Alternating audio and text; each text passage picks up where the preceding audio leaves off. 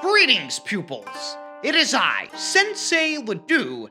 Welcome to the official pilot episode for Ask Ledoux, a series in which I will bestow my advice for various predicaments you've found yourselves in, be it in the case of love, revenge, or just general life advice. Well, what are we waiting for? Let's get to it! Well, here we go. Question 1. Konnichiwa, Sensei.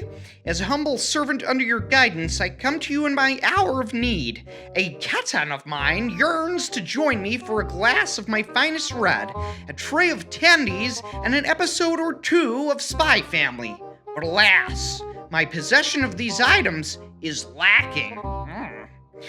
If you could be so kind as to bestow upon me your wisdom, it would be greatly appreciated.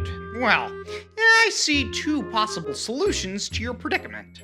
Solution number 1, consider becoming something of the man of the house, offering to do various chores that Mother has become too frail to undergo herself.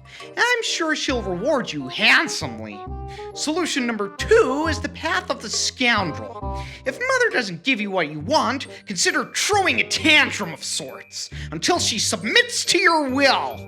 Well, I'm sure whatever path you take, you're sure to reach those bountiful tendies and dew that you require to woo your katan. Good luck, kid. Next question. Okay, let's see here.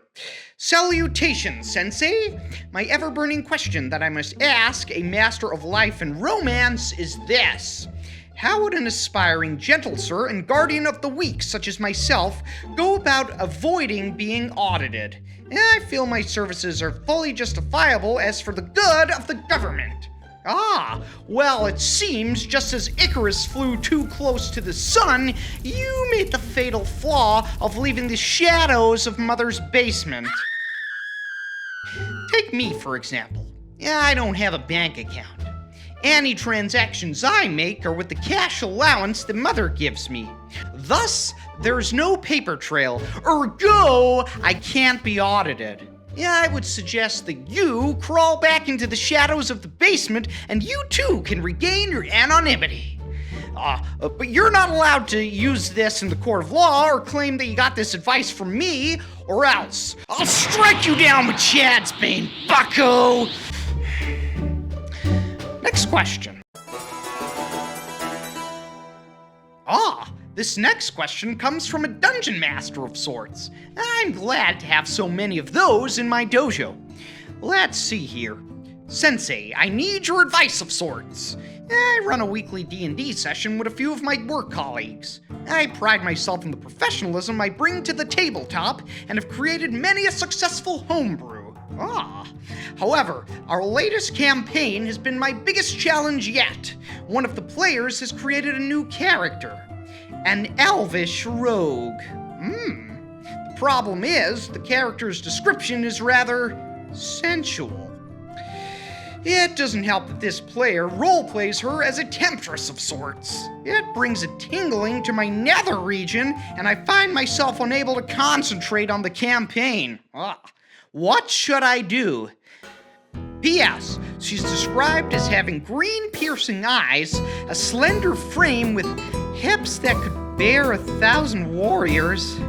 Her long black silken hair drapes over her ample bosom, which her leather hide armor struggles to contain. Next question. Konnichiwa, Sensei. My waifu Nami-san has just told me that she's sick of eating Kraft mac and cheese and Mountain Dew.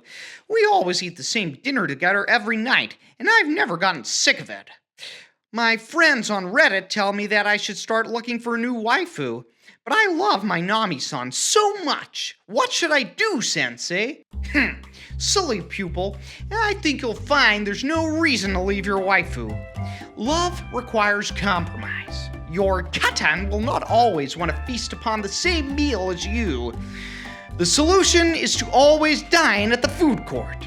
Why, at the food court, there's a whole range of cuisine from around the globe. Some of the finest establishments are there.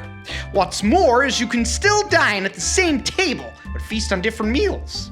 And because most food courts are located in the mall, it's a good excuse to hit up the comic book store to pick up some new graphic novels and manga. Why, mayhaps your katan will even thank you and purchase some for you. Ah, how fortuitous!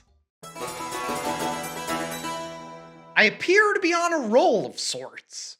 Let's see. Another question. I need advice on how to be cool around this girl I like. How do I ask her to prom? Well, you've come to the right place in coming to Sensei Ledoux.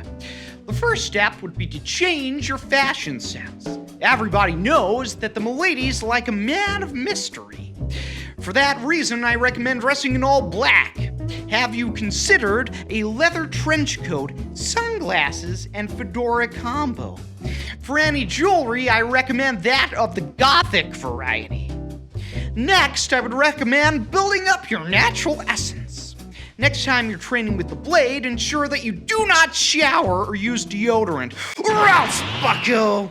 Now I know I've told many of you this in the past, but natural essence is probably the most important thing in attracting a mate. Once you've done this, you need only be in the mere sniff radius of the milady you're trying to woo.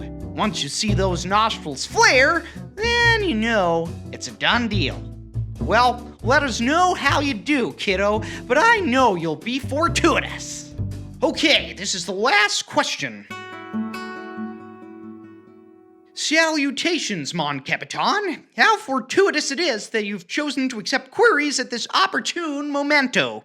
Please consider this little tidbit or morsel of wisdom, if you will, where by the by you may wish to undertake in a girl month.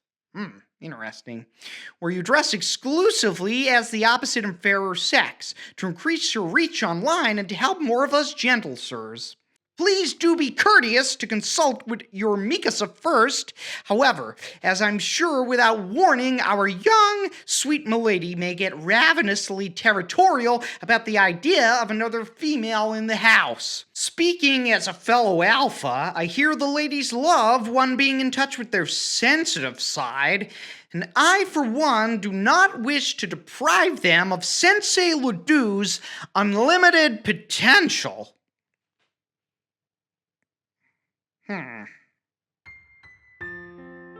Well, there you have it. The first official episode of Ask Ledoux. Let me know if you want episode 2, and if so, please comment your questions below for a chance to have them answered by the sensei on the next episode. How fortuitous! Well, until next time.